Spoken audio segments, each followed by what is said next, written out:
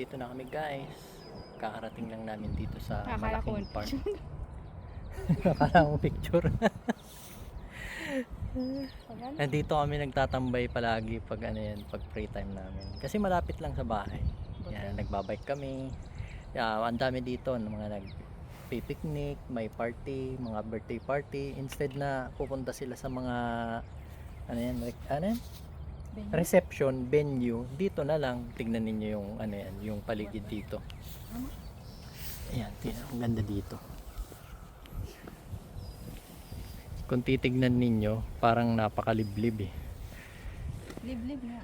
Liblib, pero pag tinignan mo dito sa part na to, ang daming building. Nasa gitna siya, parang heart of the city. Yung part na to. Kasi napakalawak nitong part na to eh. Yan. Kaya pag summer, ang daming tao dito. Pero hindi nila kayang punuin to. Kasi, yun nga, sa sobrang lawak. At saka, magsasawa talaga ng space. Merong mga nagbabarbecue. Ayan, mga nag-games, yung mga summer. Oh, barbecue. Mga nag-iihaw. Tapos yung mga ano yan, yung mga nagsa-summer camp, yung mga bata na iniiwan ng mga parents na nagtatrabaho, dito sila pumupunta, naglalaro. Kaya ang ganda dito. Kaya kung sa Pilipinas sana yung mga city ganito ang gawin nila sa heart of the sa Makati ata ganito rin ang ginawa nila. Merong part sa Makati na merong mga park na ganito. Hindi ko lang alam or sa Quezon City yun. Ganda. Quezon City? Pahinga muna kami kasi pagod na yung aking asawa. Dito nga pala napapaikutan siya ng mga kondo, mga apartment, pero meron din mga bahay. Hindi lang kita dito. Kasi parang nasa liblib ka nga eh.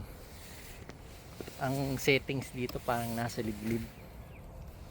Yan, sometimes marami dito nagti-TikTok. Itong asawa ko mahilig sa TikTok. TikTok kita. Ay, TikTok. Mag-practice ka na naman ng TikTokin natin. Wala akong maisip. Mga kalokohan na TikTok. At saka yung vlogs natin na kalokohan, wala na, hindi na tayo nakakagawa. Ako nga wala pang tulog oh. Gagawin ko na siyang hobby ulit yung biking ngayong pagpasok ng summer to. Kasi maganda na yung panahon. Mabuti nga ngayon hindi na masyadong malamig eh. Kagaya nung last year na ganitong month malamig pa, medyo nag-i-snow pa nga yun. Ano pa siya nga? April Right? 10? April 10. Oh, di ba? April 10 pa lang pero kuan na. Mainit na. Mga 18 degrees. So, parang nasa aircon ka na lang pag nasa Pilipinas niya. 18 degrees. Pero sapon. Busog na kagad yung asawa ko. Minom ka na ng tubig? Hindi pa ako kumakain, hindi pa ako nagbe-breakfast. Yung Ika breakfast ka na nag-breakfast? dyan. Nag-breakfast na ikaw? Yung pagkain. Nag-breakfast na ako. Hindi ako nagbe-breakfast. Oh, daming ko. Ayan o, merong river nga pala dito. Yan yung, anong pangalan yan ba? Yung river? River? Ano yung river dito?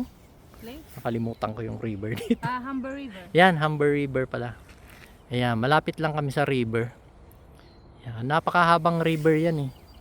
Ilang city ang nasakop niyan. Ano, let's go na? Pahinga na rin ako.